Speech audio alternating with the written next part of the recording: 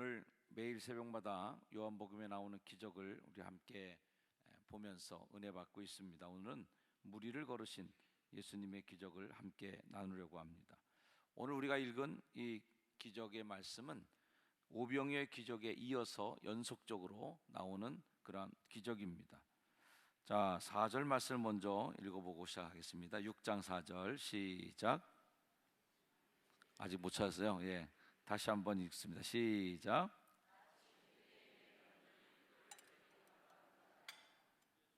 38년 된 병자도 그랬고 6장의 표적도 유월절을 중심으로 일어나게 되는데 오늘의 기적도 역시 유월절과 관련이 깊은 표적이라는 것을 알 수 있습니다.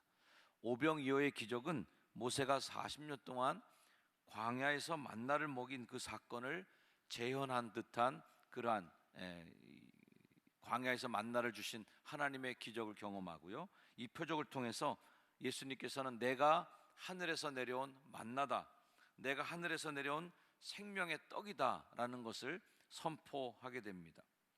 이어서 요한은 주님이 갈릴리 바다의 물결을 밟고 제자들에게 걸어가신 사건을 통해서 이 다섯 번째 기적을 통해서 홍해를 가르고 이스라엘 백성들을 가나안으로 인도해 내신 그 사건을 또한 재현하게 되시죠. 예수님은 이 창조주시다, 능력의 주님이시다는 것을 보여줍니다. 자, 이 표적에서 우리는 뭘 배울 수 있을까요? 오병이어의 표적 이후에 저녁이 되었을 때 제자들은 바닷가로 내려가고 다음 동네로 이동할 준비를 합니다. 배로 호수 건너편 동네를 가려고 하는 것이죠. 이 가버나움은 예수님께서 자신의 사역의 어떤 거점으로 삼으신 곳이고 이미 두 번이나 표적을 나타내셨던 주요 도시였습니다. 그런데 갑자기 호수 건너편으로 왜 가시려고 할까? 자, 6장 15절 말씀을 읽어보시면요, 6장 15절 시작. 그러므로 예수께서 그들이 와서 자기를 억지로 붙들어 임금으로 삼으려는 줄 아시고 다시 혼자 산으로 떠나가시니라. 떡을 먹고 사람들이 엄청난 그런 만족감을 느끼죠. 야, 이 사람이 왕이 되면 우리 배고픔을 다 해결해 줄 수 있지 않겠나, 이 사람이 왕 되면 우린 평생 빵 먹고 살겠다 하는 마음으로 억지로라도 왕을 삼으려고 하는 시도를 벌이는데, 이런 인기 절정의 순간에 이제 예수님이 도망가 버리시고 숨어 버리십니다. 혼자 산으로 가버리십니다. 자, 이 상황에서 16절 말씀이 오늘 본문 말씀이 이어지는데요. 자, 16절과 17절 말씀을 다시 한번 읽어봅니다. 시작.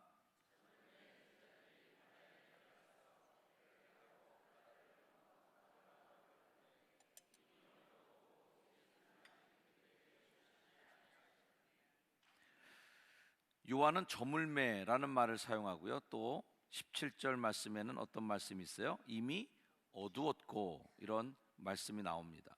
저물었다, 어두워졌다. 이 어두움, 스코티아라고 하는 말은 아주 상징적인 단어로 요한이 쓰고 있는 단어입니다. 그래서 요한복음은 논리적으로나 또는 분석적으로 읽으면 의미를 제대로 읽어내는데 실패하는 책입니다. 요한복음은 상징들이 아주 가득 차 있는데, 특별히 요한이 쓴 다른 책 요한계시록을 보면 아주 상징적인 단어들이 엄청나게 많이 나와서 요한계시록을 해석하려고 그러면 아주 해석이 10개, 100개도 나오게 되는데요. 아무튼 요한은 상징적인 언어들을 쓰는 걸 좋아했다는 거예요. 저물며 어두워졌다라고 한 이 말은 단순히 해가 져서 시간이 지나서 어두워졌다라는 의미가 아니라 영적인 어두움, 사단의 권세가 바다로 나간 제자들을 덮치기 시작했다라고 하는 것을 보여주는 암시적이고 상징적인 표현들입니다. 인생의 항해의 바다로 나갔을 때 우리의 인생을 기다리는 건 뭐냐? 저물어지고 어두워진, 그래서 공중의 권세 잡은 자들이 우리가 살아가는 세상 동안, 이 땅에 살아가는 동안 우리를 지배하기도 하고 우리를 도전하기도 하고 우리를 얽어매려고 하는 계속적인 시도가 있을 겁니다. 이 영적인 세력은 지금도 우리들을 계속 넘어뜨리려고 하는 것이죠. 이런 대비를 요한복음이 이제 자주 보여주는데, 제가 언급한 바도 있었는데요, 니고데모가 밤중에 예수님을 찾아왔는데 그 선생이었고 지도자였던 그는 아직도 어둠에 속한 자다, 아직도 빛에 들어가지 못한 어둠 속에 있는 사람인 것을 암시해 줍니다.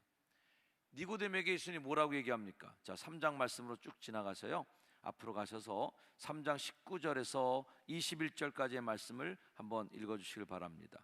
요한복음 3장 19절에서 21절 말씀 시작. 그 정죄는 이것이니 곧 빛이 세상에 왔으되 사람들이 자기 행위가 악함으로 빛보다 어둠을 더 사랑한 것이니라. 악을 행하는 자마다 빛을 미워하여 빛으로 오지 아니하나니 이는 그 행위가 드러날까 하며 진리를 따르는 자는 빛으로 오나니 이는 그 행위가 하나님 앞 행한 것임을 나타내려 함이라 하시니라. 아멘. 이 어둠에 속한 니고데모가 한밤중에 빛을 찾아온 사람으로 묘사되는 반면, 어둠에 속한 줄 알았던 사마리아 여인은 한낮에, 그래서 성경에 보면 때가 제6시라고 하는데 6시는 정오 12시 정각을 얘기합니다. 한낮에 이 사마리아 여인을 만난 것은, 이 사마리아 여인은 이미 어둠에 속한 여자가 아니라 빛에 속한 여자인 것을 보여주는 것이죠. 예수님을 배신한 유다의 이야기에서도 요한은 어둠을 상징적으로 보여줍니다. 자, 여러분 13장 30절 말씀 한번 읽어주시겠습니까? 요한복음 13장 30절 말씀. 예수님을 배신한 유다의 모습입니다. 있습니다. 시작. 유다가 그 조각을 받고 곧 나가니 밤이러라. 요한은 그 시간을 강조하면서 가룟 유다가 나가자마자 그는 어둠으로 빨려 들어가는, 어둠의 세력 속으로 진입하는 그러한 것을 보여주고 묘사하는 것이죠. 자, 이 어둠의 상황, 거기에 이제 풍랑까지 불어 닥치게 됩니다. 마태복음에도 똑같은 상황이 그려지고 있는데, 마태복음 14장 말씀에는 예수께서 즉시 제자들을 재촉하사 자기가 무리를 보내는 동안 배를 타고 건너편으로 가게 하신 겁니다. 자, 이 마태복음에서는 제자들을 재촉하기까지 하는 예수님의 조급한 마음을 보여주고 있는데, 자, 이렇게 되자마자 어떤 일이 일어났을까요? 제자들이 주님의 말씀에 순종해서 바다를 건너가는 중인데, 예수님 말씀 순종해서 바다를 지나가면 순풍에 돛단 듯이 아주 매끄럽게 바람도 잘 불어서 술술술술 잘 가야 될 터인데, 그 사단이 어둠의 바다를 향해서 나오는 제자들을 집어삼킬 듯 덮쳐오기 시작합니다. 주님 말씀에 순종하면 형통한 일만 생길 줄 알았는데, 예수님 말씀 믿고 인생길 떠나니 복된 일만 일어났으면 좋겠는데, 오늘 말씀에 나오는 제자들은 그렇지 않은 것 같습니다. 자, 17절과 18절 말씀 다시 요한복음 6장으로 오셔서 요한복음 6장 17, 18절 말씀 시작. 배를 타고 바다를 건너 가버나움으로 가는데 이미 어두웠고 예수는 아직 그들에게 오지 아니하셨더니 큰 바람이 불어 파도가 일어나더라. 예수님이 아직 오시지 않았다. 예수님이 그 인생 속에 아직 진입되지 않은 상황 속에서 바람이 불고 파도가 일어납니다. 인생의 바다엔 언제나 고난과 괴로움이 존재합니다. 사랑하는 성도 여러분, 우리가 이 인생의 파도 앞에서 어떻게 해야 될까? 먼저 그 원인을 찾아내야 됩니다. 저는 그 원인을 오늘 말씀 속에서 찾아냅니다. 예수께서는 아직 그들에게 오시지 않았다. 아직까지 예수님을 내 마음에 모시지 않은, 예수님 인격적으로 만나지도 않고 예수님을 내 삶 속의 중심에 모시지 않은, 그래서 예수님이 나의 인생을 끌어가는 동력원으로 내 삶의 중심에 놓여있지 않고 그냥 주변에 존재하는 분으로만 놔둔 분들, 신앙생활하면서도 예수님을 아직 오시지 못하게 문 밖에 세우는 그러한 일들을 의미하는 거 아니겠습니까? 볼지어다 내가 문 밖에 서서 두드리노니, 예수님이 계속 우리들의 인생을 놓고 하고 들어오시기를 원하시는데 문 밖에 세워두고 우리가 그 예수님을 나의 인생의 삶 속의 주인으로, 내 삶의 진짜 주님, 주인으로 모시지 않고 있다면 우리는 끊임없이 파도와 풍랑에 휩쓸리는 삶을 살고 있지 않겠나. 파도와 풍랑이 세게 불어오는 게 문제가 아니라 그 풍랑 앞에 우리가 두려워하고 떨게 되는 게 문제인 거죠. 아직 오시지 않은 예수님, 좀 더 신앙적으로 표현하자면 나와 주님과의 인격적 관계를 점검해 보아야 된다라는 겁니다. 주님 없이 항해하는 나의 인생호, 나의 인생의 그 배는 불안불안하기만 합니다. 그 배를 파도가, 바람이 덮치는 거죠. 어느 학자에 의하면 갈릴리 호수 또는 이 갈릴리 바다는 해수면보다 약 180m나 밑에 있는, 해수면보다 해발 마이너스 180m예요. 이 남동쪽에는 이제 고원지대가 있는데 거기서 이제 찬바람이 불어옵니다. 이 찬바람하고 그 다음에 낮 동안 달궈졌던 갈릴리 바다의 그 해수의 온도가 만나게 되면 굉장히 급한 돌풍이 갑자기 불어오면서 파도가 자주 일어나고는 했다. 물론 이 바다라고 표현된 이 물이 바다는 정말 아닙니다. 그냥 호수라고도 표현하게 되는데요. 그래서 이 가끔씩 밤중에 찬 공기와 더운 공기가 만나면서 밤에 돌풍이 있는 일이 많이 있었다는 것입니다. 파도는 거칠었고 바다 출신, 뱃사람 출신 제자들이 몇 명이나 있었음에도 불구하고 제자들은 당황해서 전전긍긍합니다. 누가복음 8장의 말씀에는 제자들이 주여 주여 우리가 죽겠나이다. 마가복음 4장 38절 선생님 우리가 죽게 된 것을 돌아보지 않아야하십니까? 다른 공간복음서에서 예수님이 그 배에 타고 있으면서도 그 배가 풍랑을 만났다는 것인데, 요한복음은 예수님이 아직 오시지 않은 상황을 얘기합니다. 그들은 과거에 경험했던 일상의 풍랑과는 전혀 다른 차원의 풍랑을 만나게 됩니다. 왜 이런 일들이 일어났을까? 왜 우리 인생 속에 그런 고난이 왔을까? 왜 우리 인생 속에 그렇게 뜻하지 않은 바람을 만나며 내가 고난을 받고 있을까라고 할 때, 이 풍랑은 보통 일상의 삶에서 경험했던 풍랑과는 다른 하나님이 일으키시는 바람이었다. 제자들에게 또 한 번의 표적을 통하여 보여주시는 것이 있는 것이죠. 어둠의 권세가 불어넣은 풍랑 앞에 제자들이 견딜 수 없어서 깊은 두려움에 빠져 있을 때 멀리서 한 물체가 걸어오는 것이 보입니다. 전통적으로 이 유대인의 세계관 속에는 바다는 굉장히 음울하고 어둡고 용이 살고 있고 어둠의 권세 뭐 이런 것들을 다 표현하는 그 단어가 바다입니다. 그래서 요한계시록에도 용이 어디서 올라와요? 바다에서부터 용이 올라옵니다. 어둠의 세계고 거기가 악한 영들이 지배하는, 그래서 바다 밑으로 사람을 끌어당긴다고 할 때 그것은 사탄이 우리를 죽음의 물로 끌고 내려가는 것을 의미하는 것이죠. 바다는 늘 어둠의 권세가 날뛰는 종말론적인 장소다. 그래서 요나를 바다에다 집어 던졌다고 할 때 그것은 바로 악의 세계 속에 요나가 던져진 것인데, 그 안에서도 하나님의 보호하심으로 살아난 것을 의미하고, 다시 그 바다가 요나를 토해냈을 때 어둠의 세계 속에서 빠져나오는 상징적인 의미가 있는 것이죠.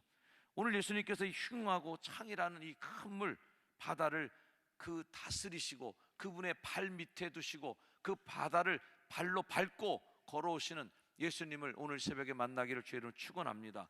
진정한 이 바다의 통치자, 어둠의 권세의 중심에 있던 바다를 발로 밟고 오시는, 그리고 그 파도를 잠재우시는 예수님, 그 예수님을 제자들이 만나게 되는데, 이번 특세 기간 통해서 여러분의 믿음의 삶을 통해서 바다가 우리를 괴롭히는 것만을 보는 게 아니라 그 바다를 정복하시는 예수님도 여러분의 영적인 눈으로 바라보기를 주의 이름으로 축원합니다. 제자들은 맨 처음에 그 물체가 걸어오는 걸 보고 너무 놀래고 두려움에 사로잡힙니다. 어둠의 물결, 바람, 파도, 이러다 죽겠다 싶은 공포에 시달리고 있는데 엎친 데 덮친 데 격으로 유령까지 나타난 거죠. 귀신까지 지금 나타나서 슬슬 자기들 잡으려고 오는 겁니다. 이런 표현이죠. 마태복음 14장 말씀에는 제자들이 그가 바다 위로 걸어오심을 보고 놀라 유령이라 하며 무서워하며 소리 지르거늘. 그 당시 제자들도 귀신이다 이런 거 되게 겁냈던 것 같습니다. 두려워할 것이 아닌데도 불구하고 두려움에 사로잡히니까 예수님도 유령으로 보이고 다가오는 예수님의 사랑의 손길도 왠지 나를 치는 채찍같이 보이기도 할 때가 있고 불안에 휩싸이는 거죠. 얼마나 놀랬겠습니까? 오늘처럼 비신화된 세계관을 갖고 사는 우리도 귀신 소리에 맨날 놀라고 여름만 되면 꼭 남양 특집으로 귀신 얘기가 등장하는데요 말이죠. 고대 사람들은 아직까지도 고대적인 세계관에 사로잡히고 이런 도식에 사로잡혀 있었던 사람들에게 밤중에 물 위를 걸어오는 물체는 이거 귀신이죠. 뭐 얼마나 두려운 현상이겠습니까? 밤 4시경에 그 일이 일어나고 있는 것입니다. 우리는 환경과 미래에 대한 공포, 앞으로의 삶의 불확실성에 대한 큰 어려움에 염려 가운데 살아가고 있습니다. 풍랑 앞에 우리는 늘 어떻게 할지 모르는 불안에 폭풍 앞에 시달리는 인생들. 그래서 우리의 인생의 배가 깨져가고 아무리 애쓰고 노를 저어도 전진이 되지 않는 이 상황, 죽음의 공포에다가 귀신까지 덮쳐오는 영적 두려움에 사로잡혀 있는 것, 바로 우리들의 모습을 보여주는 거 아니겠는가? 이처럼 영적인 공포 속에 두려워하는 제자들에게 주님이 오셔서 말씀하십니다. 내니 두려워 말라는 겁니다. 나다 라는 거죠. 이 I am이라고 시작되는 말씀이 요한복음에 자주 등장하는데, 출애굽기에 보면 나는 여호와로라 라는 표현을 많이 합니다. 나는 너를 애굽 땅 종되었던 집에서 인도하여 낸 너희 하나님 여호와도라. 나는 너에게 여호와다. 이런 표현들이 많이 나옵니다.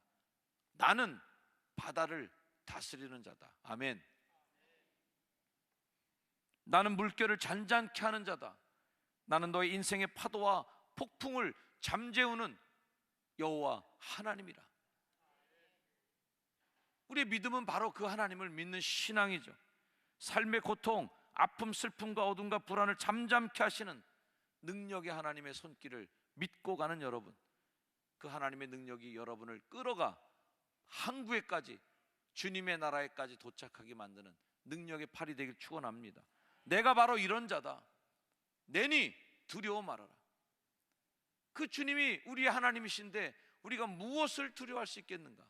할렐루야. 인생의 파도 앞에 지금도 불안하게 오늘 하루를 시작하는 여러분, 내 삶 속에 어떤 일이 일어날지 몰라서 오늘도 불안감 속에서 하루를 출발하는 여러분의 인생과 삶 속에 나다, 내니 두려워 말라 하시는 예수의 음성을 가슴에 품고 살아가길 축원합니다. 우리가 이 공포를 어떻게 극복할 수 있을까? 불확실한 미래, 요동치는 환경, 불안한 이 현실의 삶에 우리를 시선을 집중시키기보다는 그 풍랑을 뚫고 걸어오시는 예수님을 바라보는 게 우리 신앙의 모습 아니겠습니까? 이 특세의 시간 동안, 고요한 이 새벽 시간은 바로 내 삶 속에 24시간 내내 불어오는 풍랑을 뚫고 여러분이 하나님 앞으로 나아가는 고요한 이 시간이 아니겠습니까? 우리의 삶의 한가운데 오시는 예수님에 대한, 하나님에 대한 믿음이 선명해지게 보일 때 우리는 드디어 이 두려움과 불확실성을 극복하는 것이죠. 예수님이 누구신가? 자, 요한복음 6장 21절 말씀 한번 읽어보겠습니다. 오늘의 말씀의 마지막 절이죠. 21절 시작. 이에 기뻐서 배로 영접하니 배는 곧 그들이 가려던 땅에 이르렀더라. 아멘. 우리 인생 속에 찾아온 분, 그런 우리의 두려움, 우리가 갖는 절망을 기쁨으로 바꿔주시고 우리를 안전한 항구까지 도착시키시는 분, 주님은 단순히 우리들의 영적이고 마음만 고쳐주시는 그런 분으로 착각하지 마시길 바랍니다. 주님은 구체적으로 우리의 객관적인 환경과 그리고 구체적인 시공간에까지 영향을 미치시고 여러분의 인생을 축복하시고 통제할 수 있는 분인 것을 믿으시기를 주의로 축원합니다.